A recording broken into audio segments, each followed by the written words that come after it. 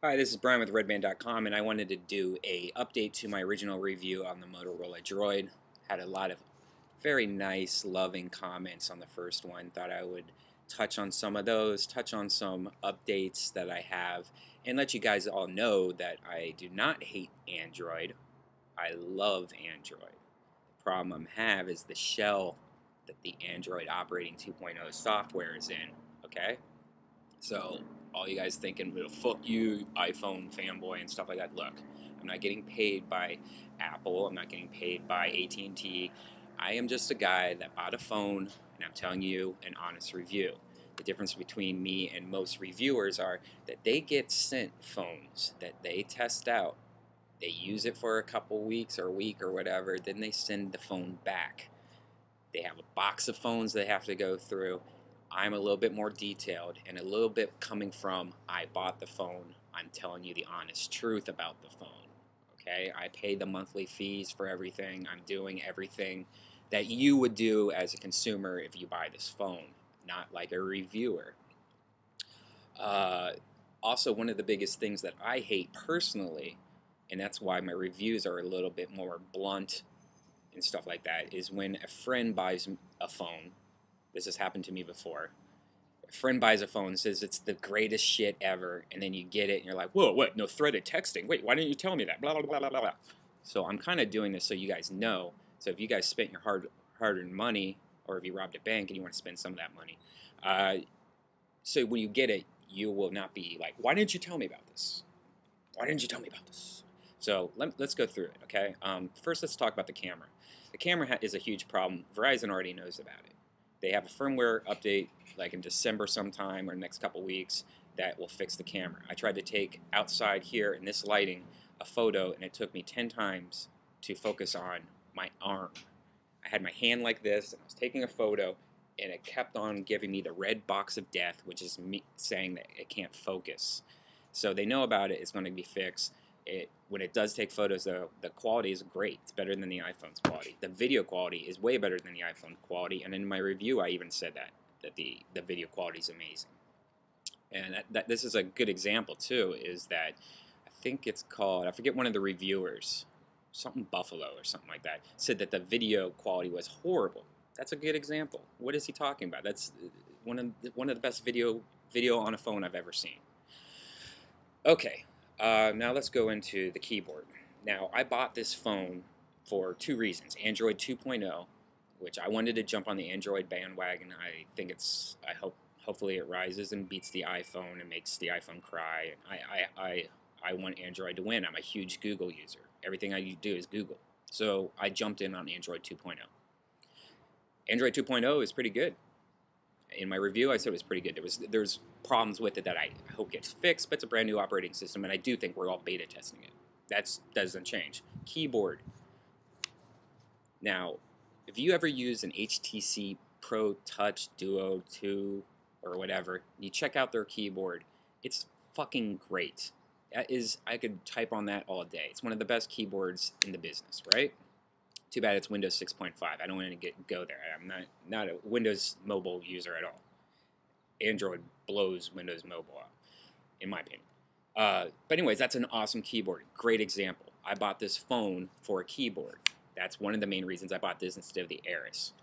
The keyboard is functional. You can use it. If you're 14 years old and you have small, tiny hands, you'll probably love it. Me, though, I try to use it. I'm still chicken pecking. I'm trying not to hit more than one key. It's just a mess. I'm sure if I used it every day for 2 years, I would be better at it.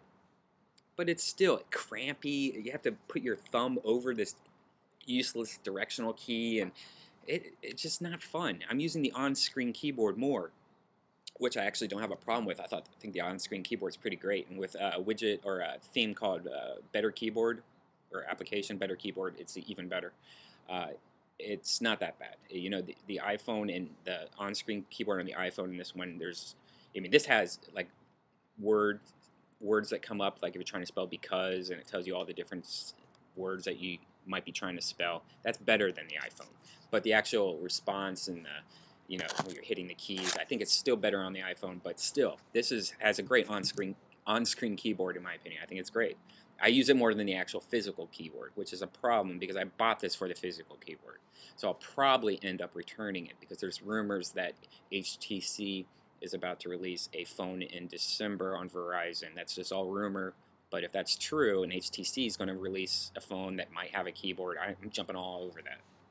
Even if, I don't know. The navigation, yes, iPhone doesn't have a free navigation. Well, actually, they might have on the App Store. They have a couple kind of free kind of ones. But the navigation is great. I'm not going to say it's bad. I'm saying I know it's in beta. The problems that I was having was that the map should be able to be stored on the memory card. Because I had a problem where I was driving using it as a navigation system and it lost signal or something, but my maps just went away. And that's a problem with navigation because if you're trying to get from A to B and your GPS just turns off, that's not a good thing. And I'm going to tell you it's not a good thing. I hope it fixed. It's only in beta, so hopefully they fix it. It would be nice to keep the maps on your phone. I also had a few problems where I would like to navigate to Target, Burbank, California, and it would just pull up a search page. It only did that a few times, but it's like, whoa, that's weird. Why is it? It like pulled up like a Google like internet search page.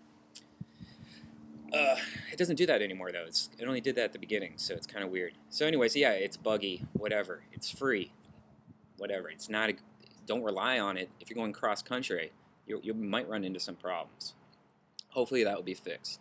But again, I'm not bashing it. I'm just saying that I had problems with it. Here's a couple solutions that would be nice if they could do that. Chill the fuck out, people. Also, a lot of people are asking me two things. Where I got the plastic case I was using in the original review. That was actually from Verizon. It was a plastic hard shell. And I'm not wearing it now because it won't fit in the dock. So that's a huge problem if you get the home dock, or probably the home dock maybe, but the car dock, it won't fit in the snappy thing, which is a design flaw on the car dock because you have to have a case. You know, it'd be nice if they had like pinchers that would just come out and pinch, you know, instead of an actual whatever. So that's actually a problem. I'm gonna have to go get an invisible shield thing or something like that. The other thing is the widget that I use for the weather. A lot of people are asking, what is that? It looks like the HT, or looks like another phone. This little, you can see that widget where you push it. That was called Weather Widget Donate in the App Store. So if you're looking for that, it's pretty good. I question, you know, it has a couple little bugs here and there. Like if it's nighttime, you check the forecast. It's like all the suns or moons for some reason. I don't know. So that software program works, but it's a little buggy. And I question the how much processor it takes and stuff like that. Also, I noticed that a lot of times when I'm looking through my processes, it's like it says alarm clock. I've never used my alarm clock once. Why is that a running process? You know, there's things like that. But again, that's the Android software. Hopefully, it will be fixed. Hopefully, it will be fixed. See that, guys? I'm not saying fuck Android. I'm saying hopefully it will be fixed. Get that? What else? Overall, biggest complaint, I was using a great application called Quick, which I've talked about in the original review. All these stupid little buttons everywhere. Every single one of these buttons, if you accidentally push, will make it go turn off the application and go to the home screen. That's so annoying. I hate these buttons everywhere. I don't know how many times I'm using the camera, I'm using an application, I have to hold it like a glass slipper so I won't hit any buttons. That's annoying.